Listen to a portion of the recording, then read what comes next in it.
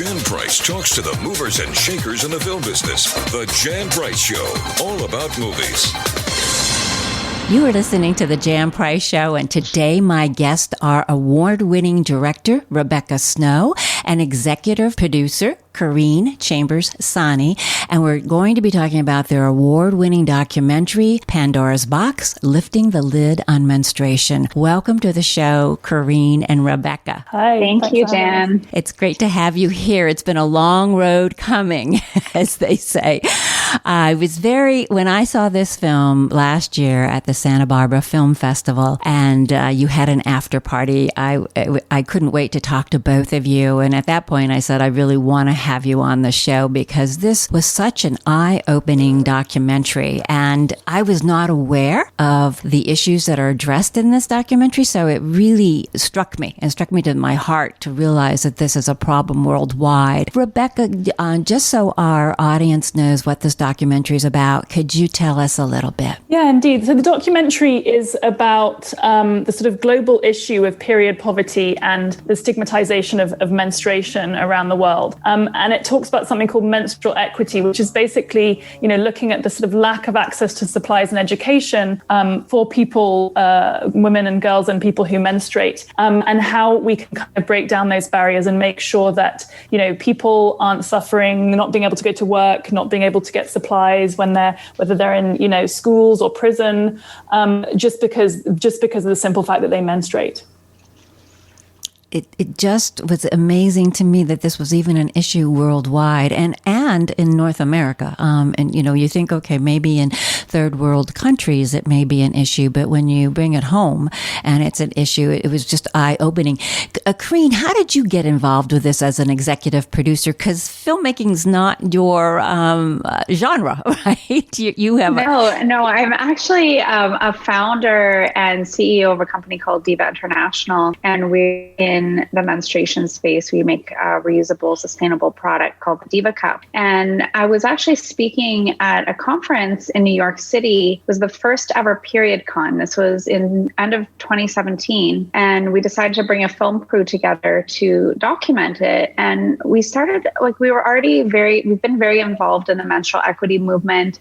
We support many organizations, and it's something that's really part of the ethos of our company and creating and normalizing menstruation. So when we decided to film this, we started capturing all these really cool interviews with change makers and activists.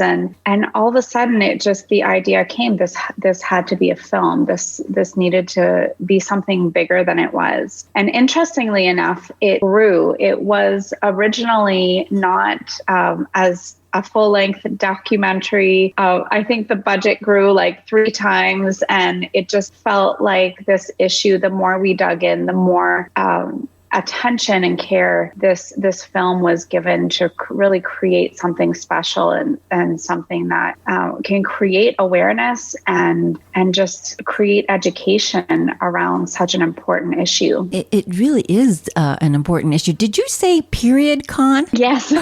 So, all right. I didn't want to let that pass me by. What is period con? There is a period con. There is a period con. What is that? Well, it was actually put on by, there's an organization called period.org, and it's a group of young activists. They have chapters all over the world now, I believe, but primarily in the U.S. And they were putting this period con on and bringing all their chapter leaders, and it was kind of like a who's who of the menstrual equity movement, and just bringing people together to discuss the issues. There was so many interesting panels and experts, and there's actually a very vibrant movement, and there's a lot of people that have dedicated many, many years to these issues and dedicate their life to it. So it's really quite even more than I realized, and we're even involved in it. That's amazing. It truly is amazing. So I want to ask you then, how did you come up with developing the Diva Cup? Well, the Diva Cup actually goes back to my mother, Francine, as a 13-year-old girl and just hating the products of the time. So she was she had it in her mind that there had to be a better way. And she started dreaming of this concept of the menstrual cup. And sure enough, I was 14. So this was like 30 years later, or no, wait, way more than that. This was in the 60s. She was initially thinking about it. So, in the 90s, she discovered the concept existed. And there was this concept of menstrual cup, which is reusable. It's better for the environment. It's better for women's bodies and menstruators' bodies. And it's just a better way. And so she spent the next 10 years dedicating herself to doing this. And then in 2010, we came together. No, not 2010. Oh, I'm getting all my dates mixed up. In 2001, we decided to modernize the concept out of modern medical grade silicone and improve upon the design. And we started now our 20-year journey in promoting this eco-friendly option. I started using the Diva Cup when we made this film. I'd never used a menstrual cup before, and it has literally changed my period experience. I'm not trying to pitch your product there, but it is amazing. And it's like, I hadn't even considered it before, but it's extraordinary.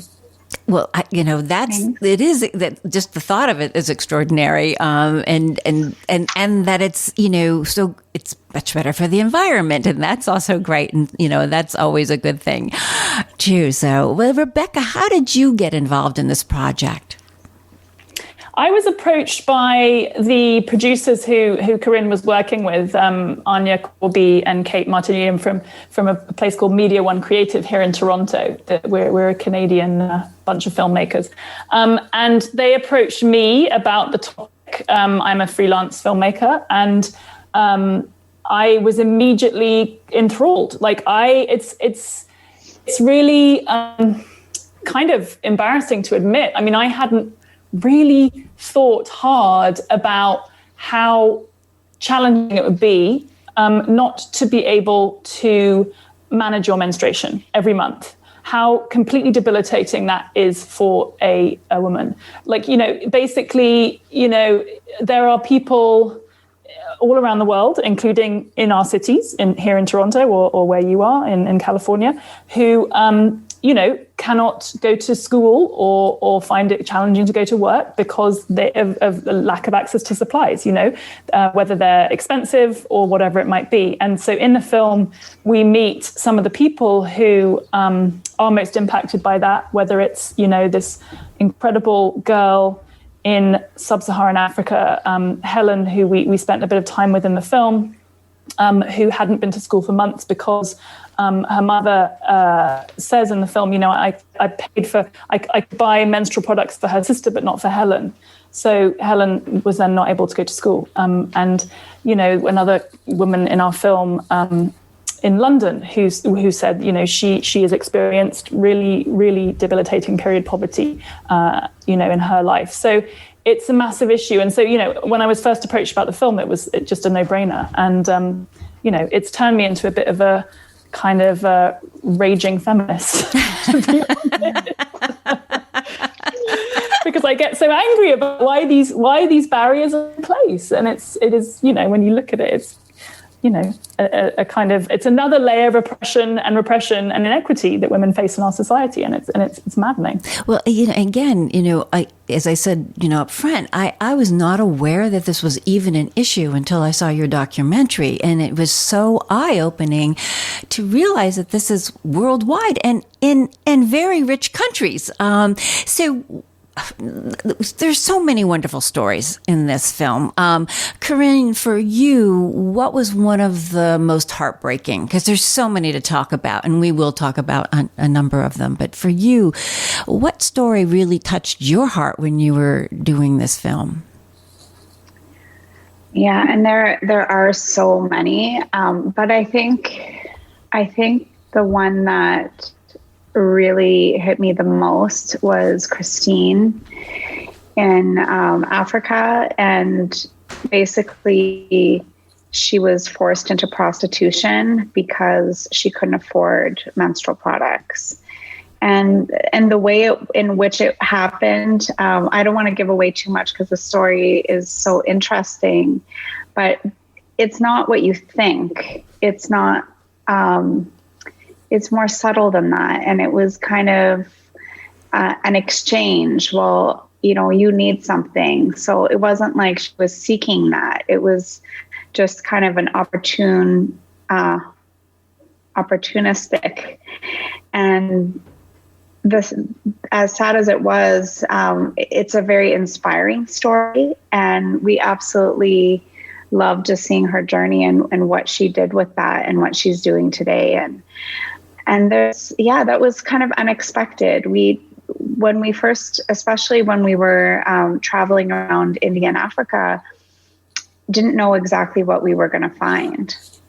And the stories that came out of it are, they all have so many layers to them. And it's just really powerful to see it kind of all pulled together in one film. There's so many. I mean, every story is very powerful, and some of the ingenuity of some of the women too. So, Rebecca, what was and we'll talk about that. But what was the most? What story really touched you the most? I mean, again, there's so many of them, but what was the one that stood out more than others for you? I think one of the ones that really stood out for me, not necessarily because I was touched by it, because I was so horrifically shocked by it, was we talked to Topeka K. Sam, who is this incredible force for justice for formerly incarcerated women. She was a former federal and state prisoner, I believe, in the US. And we spoke to her about the issue of, access to menstrual supplies in prisons. And just her stories were horrifying. We spoke to her and another woman, Vanessa Sykes, as well. And their stories are just extraordinary. It's just, basically human rights abuse is what's going on in prisons. And Vinay, very sadly, has since actually passed away from COVID. So that kind of even more poignant, is in memory of her, is the story she told us in the film. It's shocking. It was shocking to me what's going on in women's prisons. And yes, in the United States, that these women don't have any dignity. That they can't menstruate with dignity. What is that about? I mean, it just boggles the brain, when you think about some of these things. Yeah. How long did it take you to film this movie, Rebecca? Goodness. Well, I mean, Carinne just mentioned that the first bit of filming was Period Con. Carinne, when did you say that was? That was November 2017. 2017. And I think some of the last stuff I shot was at the Women's March in New York with that wonderful activist and lawyer Jennifer Weiss-Wolf, who's kind of, trying to advance menstrual equity in the US. And that would have been early 2019, I believe. So 2 years probably in all to make the film, to film the film, and then the edit and all the other stuff, all the other fun stuff that goes into a documentary film. So how did you discover the stories? What led you to each one of the people that you highlight in this film? Carinne, you want to talk about that a little bit? Sure. Well, I think we did a lot of research, and our partners with the film, Media One Creative, that we partnered with to create the film, and the other producers that Rebecca mentioned also did a ton of research. And some of the connections were through our connections through our Diva Cares program and people that we work with, and through Jennifer Weiss-Wolf, who's an activist. And it's kind of, one story led to another. And when we were in Africa, we actually were working with Femme International that really introduced us and had relationships with the women in the Maasai village. So ordinarily, outsiders wouldn't really be able to have that kind of access. So we worked with a number of people, and it kind of felt like it was guided. The story just also unfolded, and the stories that we didn't even expect, where we were looking for those kinds of stories. So it was really kind of powerful, and what we ended up with is something that we're incredibly proud of. And I think if we can just get it in front of more people, they will be blown away by the film. Oh, I totally agree with you. It's a beautifully done film from start to finish. It's very riveting, and it touches your heart. And I don't care what gender you may be. When you watch this film, you cannot walk away without being, your mind being opened by this film, and your heart being opened also by it. Let's talk a little bit about the ingenuity, and I think it was in Africa, forgive me if I have the wrong country, about, creating menstrual pads for these young women, and let's talk about how it affects them in their education. Rebecca, why don't you answer that question? Yeah, so we filmed in Kenya and Uganda in Africa. And Carinne mentioned earlier Christine, who had herself as a young girl experienced, terrible period poverty and issues with access to supplies. And that really kind of set her on her path. And she's now working as an ambassador and making products for a company called Days for Girls, who we kind of followed while we were filming in Uganda and Kenya. And Days for Girls, basically, it's a sort of part of our film, is that Days for Girls create these, they basically set up enterprises, female-led enterprises in different countries in Africa. And I think it's just Africa, or maybe they do stuff in other places in the world. I shouldn't just say Africa, but we were featuring them in Africa. And these sort of women-led enterprises create reusable pads. And I won't go into too much detail because it's in the film and it's sort of nice to see it unfold. But basically, it's amazing, because not only is it supplying, girls and women who may not otherwise be able to go to school or work with these reusable pads in a really sort of sustainable solution, but also empowering economically and socially these women who are creating these enterprises. So it's a really incredible kind of setup. So that was really inspiring, I think. Very inspiring. And Kenya has a special place in my heart. It's a place where I've also gone on humanitarian trips. And so it holds a very special place in my heart. Carinne, how did you get, there's so many people involved in this film, but talk a little bit about trans activist Kenny Jones and his involvement in this? Mm-hmm. Well, we were really fortunate to connect with Kenny Jones, who's trans man and had experienced quite a lot of really shed some light on experiencing periods as a trans man and what that means, and just brings around the information that periods don't really have anything to do with gender, and that they affect people that menstruate no matter how they identify. And so just seeing that perspective and in the film, and just in such a really strong person who's just dealt with it is quite interesting as well. It was definitely interesting to get his perspective from the other side of things too. So I totally agree with you. How has your life changed by this film? And I'll direct that to both of you, but I'll start with Rebecca. Yeah, I mentioned earlier that I've become a bit of a feminist. My poor husband is. I'm constantly asking him what he's going to do to smash the patriarchy every day. Yeah, I mean, I think just, my eyes have been opened.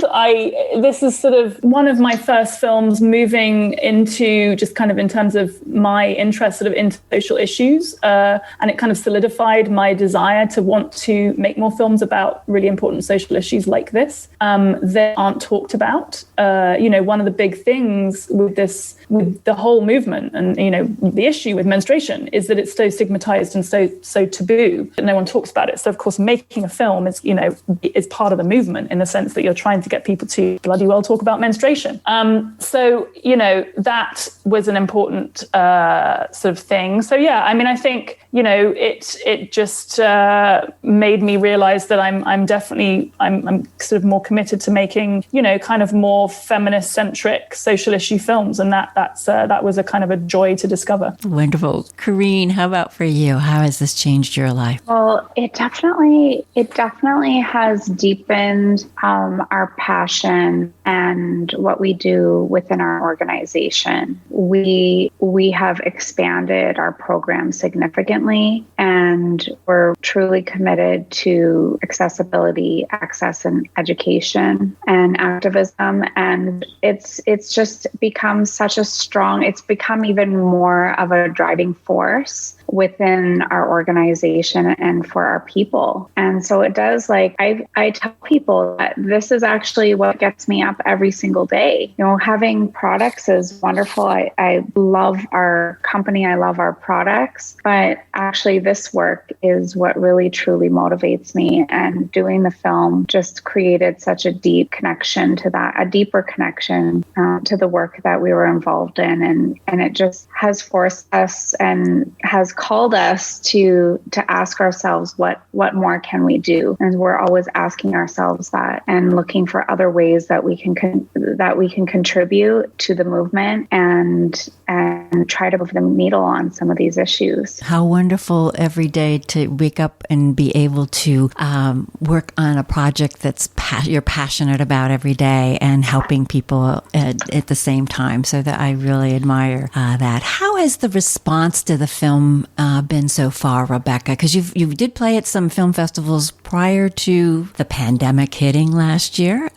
So how's the response been to the film? Great. I mean, we played a bunch of festivals, including Santa Barbara that you mentioned. And what was so great about Santa Barbara is that it also coincided with the weekend of the Women's March. So I think we played one theatre, and then there was the Women's March, and we all went out and marched and handed out, Menstrual Equity and Pandora's Box kind of badges. And, we were there with Jennifer Weiss-Wolf, who's in the film. It was an amazing experience. And then also just what I've really enjoyed in terms of, the festivals is just the responses from the audience. You mentioned earlier about, any gender can appreciate this film. Well, actually, a lot of the sort of most enthusiastic responses we've had, or at least most kind of like, wow, I had no idea, that's mind-blowing, are from men in the audience, which is great. And I personally think that if this film can be seen by men and boys in particular, I think it should be shown in schools. I think that because this is, it is at its essence a gender equality issue. And so, for more boys to see this film as well as girls, I think that's incredibly important. I couldn't agree with you more. Where can people see Pandora's Box lifting the lid on menstruation? Either one. We're super excited. It'd take us quite a while to get this all sorted out, but as of March 8th, International Women's Day, it's now streaming on all main platforms such as iTunes, Vimeo, Google Play, and they can find out more if they go to the website or follow us on social. And what's the website? The website is pandorasboxthefilm.com. pandorasboxthefilm.com. Well, thank you both for being on the show. It's been my pleasure to have award-winning director Rebecca Snow and executive producer Carinne Chambers-Saini. And we've been talking about Pandora's Box, lifting the lid on menstruation. I wish you much success with this film. Please, everybody, seek it out. It's you're right. It should be shown to teenagers in school. So I totally agree with you. Thank you both for being here. Thank you. Thank you, Jan. Jan. You've been listening to the Jan Price Show, all about movies. And if you have missed any of the shows, they are all archived on thejanpriceshow.com and wherever you listen to your favorite podcasts, the iHeart Podcast Network, Google Play, Spotify, all of them. We're everywhere. And also follow us on Twitter and Instagram at The Jan Price Show. Thank you for listening. Jan Price talks to the movers and shakers in the film business. The Jan Price Show, all about movies.